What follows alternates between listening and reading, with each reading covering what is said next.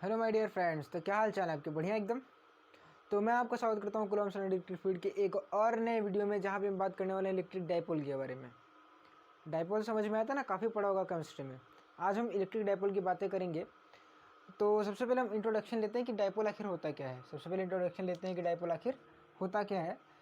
और ये एक इम्पॉर्टेंट टॉपिक है बोर्ड के पॉइंट ऑफ व्यू से, तो फिर आप इसको देखेंगे। मतलब हर जगह यूज़ होता है, इसमें कोई शक वाली बात नहीं है, ठीक है। लेकिन बोर्ड कहने से ना लोग थोड़ा सा इसको और अच्छे से देखते हैं। मतलब अभी ये टॉपिक नहीं, लेकिन हाँ, इंट्रोडक्शन तो इम्पोर्टेंट होता है कि डाइपोल आखिर है क्या, आखिर डाइपोल है क्या। तो पहले तो इसका इंट्रोडक्शन तो लेते हैं, तो वो इम्पोर्टेंट है क्योंकि इसके रिगार्डिंग जितने भी क्वेश्चन आते हैं वो इम्पोर्टेंट होते हैं। चाहे वो डाइपोल की वजह से इलेक्ट्रिक फील्ड निकालने की बात हो, या डाइपोल की वजह से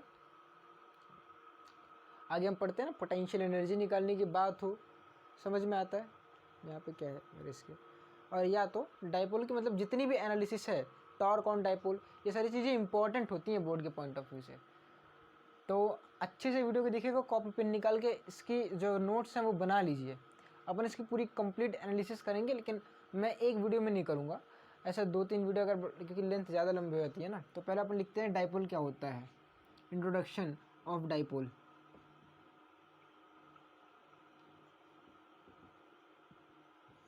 डाइपोल क्या होता है,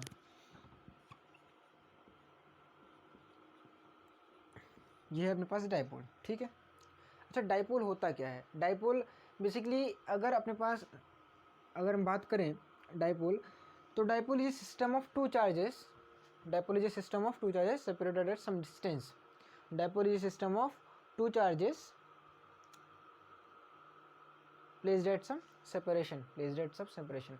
अगर इसको थोड़ा सा और अच्छा करें, क्या है डाइपोल, क्या है? तो डाइपोल एक सिस्टम है दो चार्जेस का। लेकिन अगर इसको थोड़ा सा और अच्छा करें, इसके जो डेफिनेशन में थोड़ा सा अगर इसको और क्लैरिटी लाने की कोशिश करें, तो dipole is system of two equal and opposite charges. और अच्छा करें तो dipole is a system of two equal and opposite point charges. ये एग्जैक्ट है। तो dipole is a system of two equal and opposite, ये क्या है? सिस्टम है। डाइपोल पहली बात तो क्या है? एक सिस्टम है। किसका सिस्टम है? अगर सिस्टम है तो किसका सिस्टम है? टू इक्वल, ये सिस्टम किसका है? Two equal and opposite point charges. और ये जो पॉइंट चार्जेस हैं इक्वल हैं, अपोजिट हैं, equal in magnitude and opposite in nature. Point charges हैं, पॉइंट चार्ज समझ में अब तक आ ही गया होगा। Placed at some separation, placed at some separation. तो अगर इसके डेफिनेशन की बात की तो dipole is system of two equal and opposite point charges placed at some separation. Although वो जो सेपरेशन है वो बहुत कम होता है।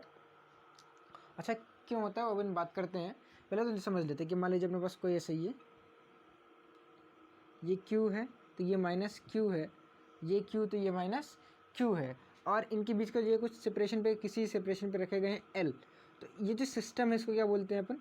डाइपोल। ऐसे सिस्टम को हम लोग क्या बोल देते हैं? डाइपोल। और बेसिकली ये हम लोग फिजिक्स में पढ़ रहे थे, ये इसका नाम क्या हो जाता है? Electric dipole. इसका नाम क्या हो जाता है? Electric dipole.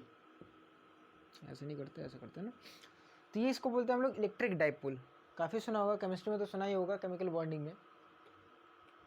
तो ये वही है। अच्छा, यहाँ पे हम लोग डिफाइन करते हैं, अच्छा इंपॉर्टेंस क्या है? पहले तो समझ लेते हैं कि इंपॉर्टेंस क्या है।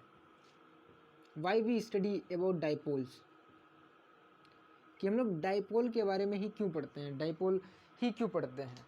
मतलब इसका मेरे क्या है कि डाइपोल के अलावा, मतलब डाइपोल मतलब क्या होता है? दो पोल, ठीक है। तो जैसे कि अगर हम बात करें थोड़ी सी इसके इम्पॉर्टेंस के बारे में, कि हम डाइपोल के बारे में ही क्यों पढ़ते हैं, तो कहा जैसे कि अगर आप समझो तो जो मटेरियल होते हैं वो किससे मिलके बने होते हैं? मॉलिक्यूल से। अपने पास जैसे कि आसपास के जो भी मटेरियल्स हैं, ये जो मटेरियल्स है, मैटर है, वो किससे मिलके बने होते हैं? मॉलिक्यूल्स से। और ये जो मॉलिक्यूल्स है ना, ये डाइपोल से मिलकर बने होते हैं। अब आप समझ लो, अगर आप हम लोग डाइपोल के नेचर की बात कर लें तो क्या हम मॉलिक्यूल के नेचर की बात कर लेंगे? जैसे डाइपोल बिहेव करे वैसे मॉलिक्यूल बिहेव करे, जैसे मॉलिक्यूल बिहेव करे वैसे मटेरियल बिहेव करेगा। ये ऑल द एक मटेरियल साइंस होता है, तो उसमें स्टडी की जाती है इसके बारे में। कोई खास नहीं है यहाँ पे, लेकिन हाँ, जितना अपने सिलेबस में उससे ज़्यादा पढ़ाया जाएगा, उससे ज़्यादा हम लोग सीखेंगे, पढ़ेंगे, ठीक है। पहले तो अच्छे से ये समझ लीजिए कि इंट्रोडक्शन क्या होता है, डायपोल क्या होता है, अच्छा इसकी इंपॉर्टेंस क्यों है ये समझ में आया। थोड़ा सा अगर इसको और अच्छे से समझाया जाए और एक्सप्लेन किया जाए तो समझिएगा। मान लीजिए अपने पास है नमक, नमक को कैसे लिखते हैं, Na+ और Cl-, इनके बीच में आयनिक बॉन्ड है, ये पॉजिटिव है, ये नेगेटिव है, इक्वल एंड अपोजिट चार्जेस हैं, किसी सेपरेशन पे होता है, आयनिक बॉन्ड नहीं होती है, सब अपनी बात करने वाले, लेकिन किसी सेपरेशन पे होते हैं, इक्वल है, अपोजिट है, सम सेपरेशन पे है, तो डाइपोल है। और जैसे इसका बिहेवियर होगा क्या, वैसे ही नमक बिहेव करेगा, वैसे ही नमक का बिहेवियर होगा कि नहीं होगा, वैसे ही नमक का बिहेवियर होगा कि नहीं होगा। नोट दिख रहा है क्या,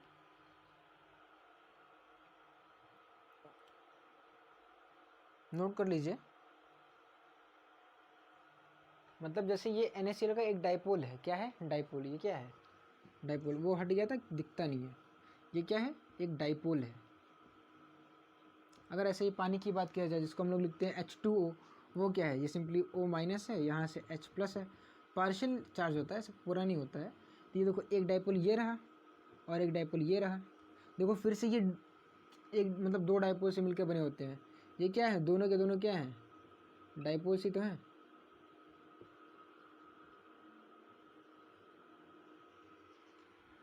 आया, इसलिए इम्पोर्टेंट है भाई। अब आप चाहे जो भी ले लो, ट्राइपोल ले लो या अगर क्वाड्रपोल ले लो, वो सारी चीज़ें क्या है, डाइपोल से तो मिलकर बने होंगे। देखो ये ट्राइपोल है कि नहीं है, किससे मिलके, दो डाइपोल से मिलकर बना है, बात ख़त्म, सिंपल। आया, बहुत इसमें टफ नहीं है, ये फिजिकल सिग्निफिकेंस हो सकता है, आप इसको समझ लो। अगर हम उसके बारे में बात करें तो इसकी इंपॉर्टेंस यही है और ज़्यादा कुछ नहीं है, अगर बात की है तो समझ में है, नोट कर लीजिए, इसको नोट कर लीजिए, इंपॉर्टेंट है। पिछले लेक्चर इलेक्ट्रिक फील्ड लाइंस का है वो भी नोट कर लीजिए, बीच में काफ़ी छोड़ रहा हूँ, उसमें कोई शक वाली बात नहीं है, वो हम बाद में कवर करेंगे।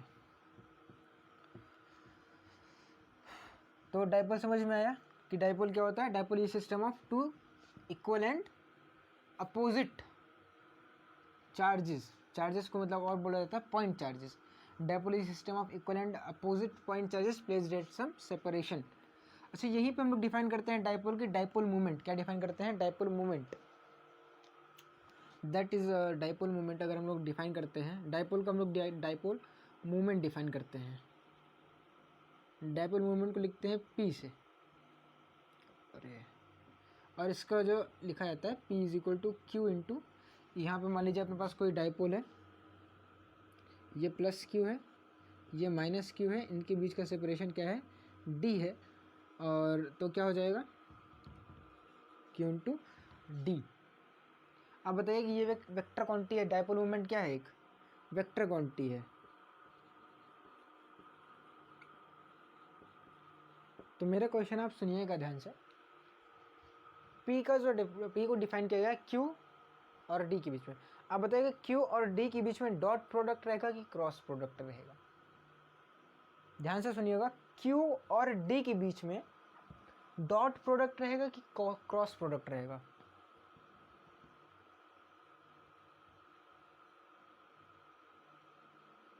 कोई सा भी प्रोडक्ट नहीं रहेगा, क्यों, क्योंकि जो डॉट प्रोडक्ट और क्रॉस प्रोडक्ट हमने पढ़ा था वो दो वेक्टर्स के बीच में पढ़ा था, कि दो वेक्टर्स रहेंगे, उन्हीं का डॉट प्रोडक्ट या उन्हीं का क्रॉस प्रोडक्ट हो सकता है। काफ़ी लोगों ने वेक्टर प्रोडक्ट का सोचा होगा क्योंकि ये वेक्टर है, लेकिन ऐसा होगा ही नहीं। यहाँ पे सिंपली मल्टीप्लिकेशन है, डॉट लगाने का मतलब नहीं है, ये सिंपली एक मल्टीप्लिकेशन है।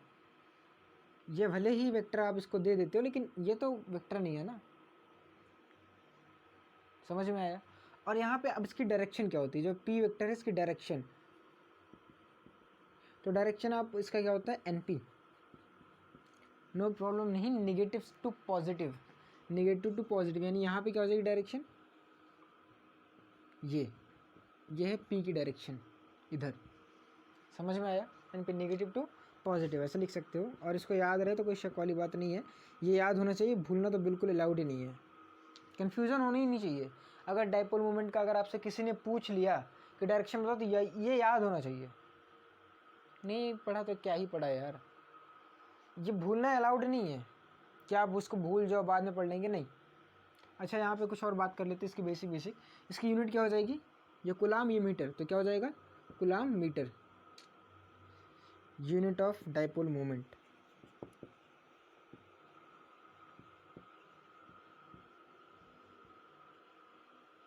क्या हो जाता है? Coulomb metre. That's it. समझ में आया? डाइपोल मोमेंट एक छोटा सा टॉपिक होता है, मतलब ऐसा कुछ नहीं है, अभी ख़त्म नहीं हुआ, अभी और है। मिटाओ इसको। तो इसके ऊपर अपन अच्छा क्वेश्चन कर लेते हैं हम लोग ना।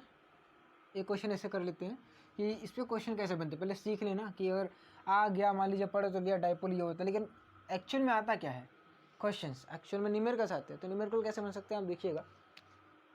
सबसे पहले ऐसा सिंपल सा न्यूमेरिकल कैसे बनता है आप देख लो। ऐसे ये मान लो अपने पास यहाँ पे रखा गया है -2q, और यहाँ पे रखा है, ये ओरिजिन पे रखा था, ये q है, और इनके बीच का सेपरेशन है वो d है, और यहाँ पे रखा है एक चार्ज उतनी ही डिस्टेंस पे d पर ही चार्ज क्या है? q है। क्या है? q रखा गया है। तो find the dipole moment of the system. Find the dipole moment of the system question है। ऐसा सिस्टम है, इस सिस्टम का डाइपोल मोमेंट क्या होगा? Find dipole moment of the system of the system. कैसे करेंगे सोचिए।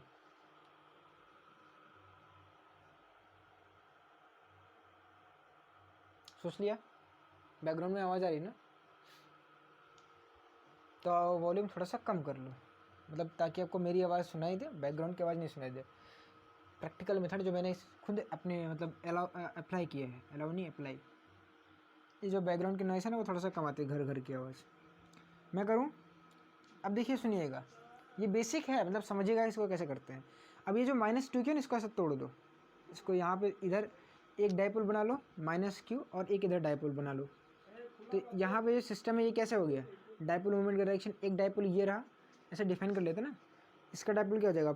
P = QD, है कि नहीं? तो एक डाइपोल मोमेंट ये रहा P, और एक डाइपोल मोमेंट ये रहा। अब दो वेक्टर हैं, दोनों का मैग्नीट्यूड सेम है, ये दोनों एक दूसरे से 90 डिग्री पे, तो इनका जो रिजल्टेंट है वो एकदम बीच से जाएगा। रिजल्टेंट जो है एकदम बीच से जाएगा, और इसका जो मैग्नीट्यूड है वो √2p रहेगा। ये एंगल कितना है? 45 डिग्री है।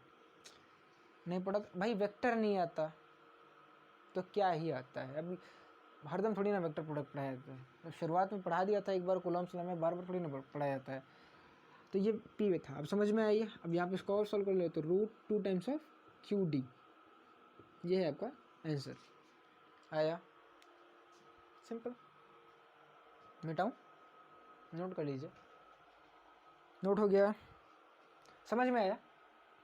अगर समझ में आया तो ही अगला क्वेश्चन समझ में आएगा, नहीं तो फिर दिक्कत हो जाएगी। क्योंकि अब ऐसा थोड़ी ना लो टाइप के, भाई इसमें काफ़ी क्वेश्चन बन सकते हैं। ऐसा नहीं कि भाई अब छोड़ो, बकवास नहीं करते, सीधे मिटाते हैं। अगला क्वेश्चन पे ध्यान देते हैं। समझ में आया? अगला क्वेश्चन क्या है, जो मतलब एक अच्छा क्वेश्चन है, मैथमेटिकली अच्छा क्वेश्चन है, ठीक है। अब बोर्ड में ऐसे क्वेश्चंस आते नहीं, आने के चांसेस ही नहीं है बोर्ड में ऐसे क्वेश्चन आ जाए, ठीक है। तो आप बोर्ड बोलो, आप स्किप कर सकते हो उसको। एग्जैक्टली मैं पक्का बोल रहा हूँ, लिख के लो ले यार, बोर्ड वाले से बात हो गई है, नहीं आएगा पक्का। ये ऐसा अपने पास है कि सेमी सर्कुलर रिंग, सेमी है कि क्वार्टर है? क्वार्टर है, ठीक है।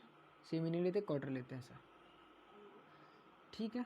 इसके ऊपर हमने क्या किया था? +q चार्ज डिस्ट्रीब्यूट कर दिया है, ऐसा रिंग है, और यहाँ पे ये है, यहाँ पे हमने -q चार्ज रखा है। तो इस सिस्टम का क्या डाइपोल मोमेंट होगा? हाँ बोला ना, तो निकाल दो सारा डाइपोल मोमेंट।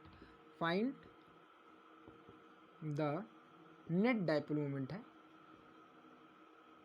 डाइपोल मोमेंट जो कि नेट है, यानी अगर मैं लिखने की कोशिश करूँ तो वो ऐसे लिखा जाता है, P नेट ऑफ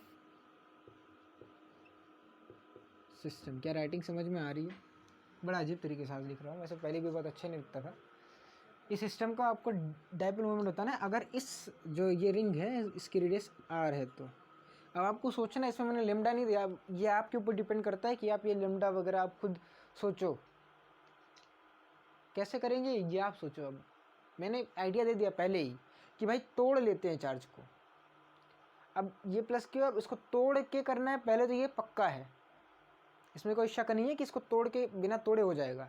लेकिन तोड़ना कैसे, वो आपको रिंग को तोड़ना आना चाहिए, बिना तोड़े थोड़ी ना कर पाओगे। तो ट्राई करो आप इसको, वीडियो को पॉज करो, ट्राई करो आप, मैं तो कर ही रहा हूँ ना। तो देखिएगा, तो ये रिंग है, क्या है अपने पास, ये एक रिंग है। अब इस रिंग पे क्या करेंगे हम, रिंग को तोड़ता कैसे, थीटा पे जाके, डी थीटा। आपने तो जब electric field on the axis of ring पे नहीं तोड़ा था, तो वहाँ पे तोड़ा ही नहीं जा सकता था ना, क्योंकि थीटा तो सेम था सबके लिए, बताया तो था। यहाँ पे अल्फ़ा पे जाके डी अल्फ़ा काट लो, और ये जो छोटा सा एलिमेंट है इसको हमने माना यहाँ पे छोटा सा चार्ज डी क्यू और इसकी लेंथ डी एल है, तो ये मान लो। और इस रिंग के लिए हम लोग लीनियर चार्ज डिस्ट्रीब्यूशन डिफाइन कर लेते हैं, lambda is equal to q upon इस रिंग की कितनी लेंथ है, पाई आर बाई 2। पूरी रिंग तो 2 पाई आर, आधी तो पाई आर, और आधी की आधी तो पाई आर बाई 2। तो लेमडा क्या हो गया, 2 q by pi r. Lambda क्या हो गया, 2 क्यू बाई पाई आर। समझ में आया। अभी लेमडा डिफाइन कर लिया। अब आप सोचिए कि इस डी क्यू पे कितना चार्ज होगा, असल में इस डी क्यू की वैल्यू कितनी है, क्योंकि हमें आंसर चाहिए क्यू के टर्म्स में, आर के टर्म्स में। पाई तो कांस्टेंट है, उसको हम लोग ले ही सकते हैं, लेकिन असल में हमको आंसर ये डी क्यू ना तो हमको क्वेश्चन में दिया है, तो असल में डी क्यू की वैल्यू कितनी है ये हमको यहाँ से पता चलेगी कि अगर 1 मीटर लेंथ है तो कितना चार्ज होता है, लेमडा कूलम। 2 मीटर में तो 2 लेमडा कूलम। तो ऐसे डी एल में कितना हो जाएगा, लेमडा डी एल। अच्छा ये डी एल आखिर है क्या, डी एल कितना है ये भी तो पता करना है। अच्छा डी एल को कैसे करेंगे, तो पता है ना theta is equal to r upon radius. तो पहले थोड़ी थोड़ी बातें कर लेते हैं यहाँ पे। तो हमको पता है थीटा यहाँ पे कितना है, अगर इसकी बात करें तो डी अल्फ़ा दिख रहा है क्या, नहीं दिख रहा तो अभी हट जाऊँगा, आप ध्यान दीजिएगा। डी अल्फ़ा है ये, तो डी अल्फ़ा इक्वल टू ये थीटा हो गया। आर कितना है यहाँ पे, डी एल है, रेडियस कितना है आर। तो एक्चुअल में डी एल की वैल्यू क्या आई, आर डी अल्फ़ा। तो चार्ज कितना हो जाएगा, तो एक्चुअल में अब डी की वैल्यू कितनी है, लेमडा डी एल, और डी एल की वैल्यू आर डी अल्फ़ा। ये सब करना आना चाहिए। अब आप थोड़े से मैच्योर हो चुके हो, है ना। मैच्योर मतलब शुरुआत में मुझे पता था, मतलब जब हमने शुरुआत की थी कूलम्ब्स लॉ इलेक्ट्रिक फील्ड की, तो मुझे लग रहा था आपको नहीं आता है, लेकिन हमने इतनी बार ये सब कर लिया तो आपके लिए ये अब आसान लगना चाहिए, मतलब आसान हो जाना चाहिए कि ऐसे मैंने तुरंत किया तो आपको ये करना आना चाहिए। अगर नहीं आता तो फिर 12th तक ही आप सीमित रहना, 12th के बाद चीज़ें आपको मतलब प्रिपरेशन के लिए पक्का कहीं नहीं जाना, जाके अपना कहीं भी नाम लिखा लेना, किसी भी कॉलेज में आपको मिल जाए कहीं भी प्रिपरेशन के लिए पैसे बर्बाद ना करना। अगर आपको ये चीज़ें कठिन लग रही हैं तो पहले ही बोल रहा हूँ, दिस ट्रुथ। अभी तो मैं कुछ नहीं पढ़ा रहा हूँ, आप समझ लो कि वैसे आपको एक आइडिया दे रहा हूँ कि ऐसी ऐसी चीज़ें हो सकती हैं। समझ में आया। तो डी क्यू की वैल्यू ये है। और अब आप सोचिएगा, क्या ऐसा जो डी क्यू चार्ज यहाँ पे है तो क्या इतना ही चार्ज यहाँ पे ले सकते हैं, हाँ ले सकते हैं ना, तोड़ लो।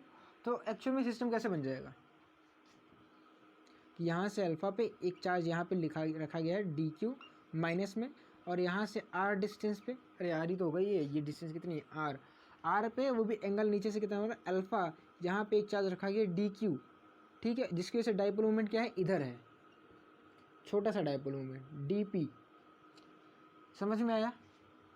अच्छा डी पी की वैल्यू कितनी है, d q into r, d q into r, और डी क्यू की वैल्यू पुट कर दो। डी क्यू की वैल्यू कितनी है, लेमडा की वैल्यू पुट कर दो ना। लेमडा की वैल्यू कितनी है, 2q upon pi r into r d alpha. तो डी क्यू की एक्चुअल में वैल्यू आई 2q by pi d alpha. मैं एक बार हट जाता हूँ, आपको बोर्ड पे अगर दिख नहीं रहा तो आप एक बार आपको दिख जाएगा। समझ में आया, दिख रहा है बोर्ड पे, बहुत बढ़िया, समझ में आया। तो डी क्यू की वैल्यू है 2q, थीटा नहीं है क्यू है, इसलिए यहाँ पे अल्फ़ा माना थीटा नहीं माना कन्फ्यूज़न होती है। थीटा मैं ऐसे बनाऊँगा और क्यू ऐसे बनाऊँगा, तो कहीं ना कहीं अगर मान लीजिए सेम बन गया तो, है ना। तो डी क्यू, तो एक्चुअल में डी पी की वैल्यू कितनी आई, डी क्यू की वैल्यू है 2q अपॉन पाई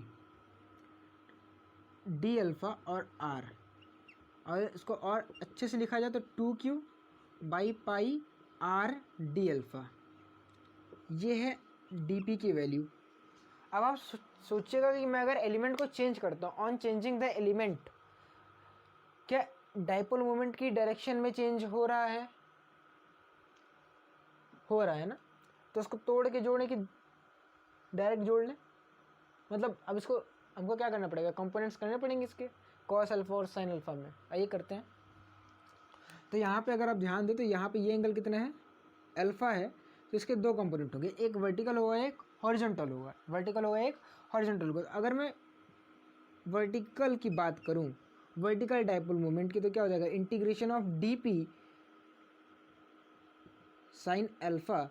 और अगर मैं हॉरिजॉन्टल की बात करूँ, वो क्या है, integration of dp cos alpha. ये समझ में आया? बाकी dp को इंटीग्रेट करना है वो अपन कर लेंगे अभी। समझ में आ रहा है? क्या बोर्ड पे कितना दिख रहा है, कितना हिस्सा, थोड़ा सा तो बचा है देखने के लिए। समझ में आया? मिटाऊं? मिटाने क्या मतलब, इंटीग्रेट करना है।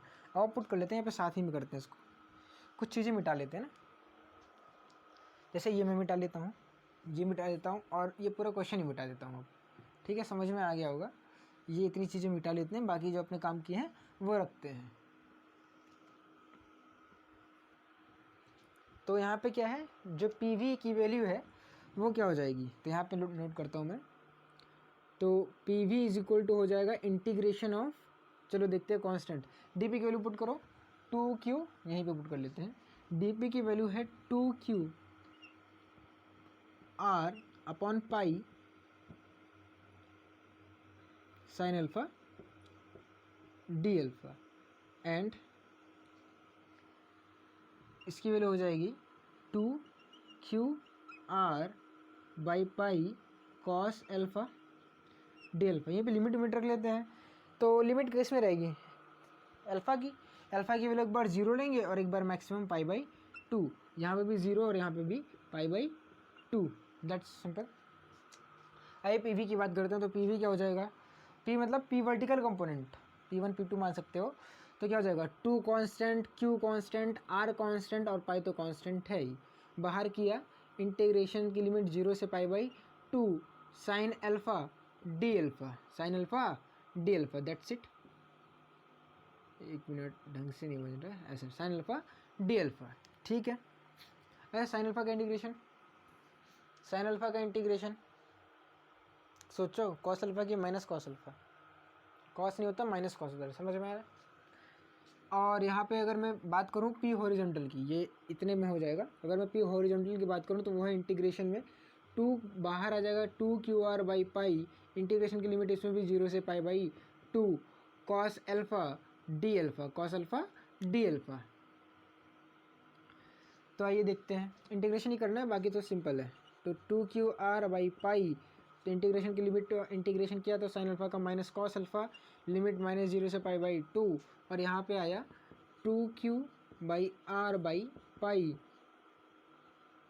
अब तो आप लोग मुझसे तेज ही हो, कर लोगे, समझ में आया, सीख लिया, सिंपल। अब कर लेते हैं। तो एक बार लोअर लिमिट पुट करते हैं 2q r बाई पाई। अब मैं नोट नहीं करूँगा, सुनना, कॉस 0 की वैल्यू 1, कॉस पाई बाई 2 की वैल्यू 0। तो पहले लोअर लिमिट मतलब सिंपल है, तो मतलब ये है क्या, हॉरिजॉन्टल कंपोनेंट, वर्टिकल कंपोनेंट और हॉरिजॉन्टल कंपोनेंट कितना आएगा 2q r by pi, sine pi by 2 की वैल्यू 1, साइन 0 की वैल्यू मतलब 1 ही आएगा। तो अंदर में इंटीग्रेशन करने पे क्या बचा, ये इतना बचा कंप्लीट। और नेट की वैल्यू क्या हो जाएगी, p net is equal to under root में पी वी का square plus of p h का स्क्वायर। सॉल्व करने पे क्या आया, सॉल्व करने पे आता है, क्योंकि अगर आप थोड़ा सा और इसको अच्छा करना चाहो, आसान करना चाहो, तो इसको मान लो पी, तो ये क्या हो जाएगा अंडर रूट में पी स्क्वायर, ये भी हो जाएगा पी स्क्वायर, और सॉल्व करेंगे तो आ जाएगा root 2 times of p. Then put the value of p, तो जो पी नेट की वैल्यू आई वो आई 2 root 2 q r by pi, ये है आपका आंसर, ठीक है।